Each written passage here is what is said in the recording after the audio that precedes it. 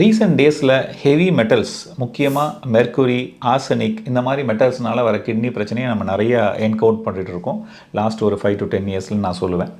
So அதற்கான காரணம் என்னான்னு பார்க்கும்போது ஜென்ரலாக நம்ம உணவு வகைகள் மூலமாக அந்த ஹெவி மெட்டல்ஸ் போகிறதுக்கான வாய்ப்பு கொஞ்சம் கம்மி.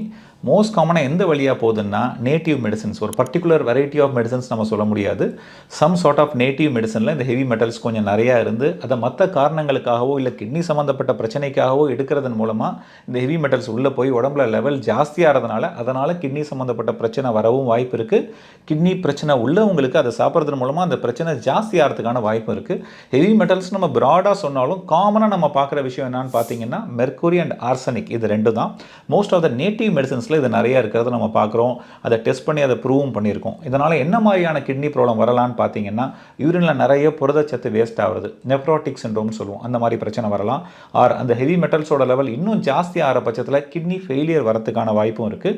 கிட்னி சம்மந்தப்பட்ட பிரச்சனை தவிர மற்ற நரம்பு சம்மந்தப்பட்ட பிரச்சனை பெரிஃபரல் நியூரோபதின்னு சொல்லுவோம். ஸோ உடம்பெல்லாம் பெயின்ஃபுல் நியூரோபதிஸ், ரொம்ப வலி வந்து உடம்பு தசைகள் செயலிழந்து போகிறதுக்கான வாய்ப்பும் இருக்குது. ஸோ இந்த மாதிரி நேட்டிவ் மெடிசன்ஸ் ப்ராப்பர் அட்வைஸ் இல்லாமல் அதில் என்ன கண்டென்ட் இருக்குன்றது தெரியாமல் பிளைண்டாக சாப்பிட்றது அட்வைஸபிளாக இருக்க முடியாது.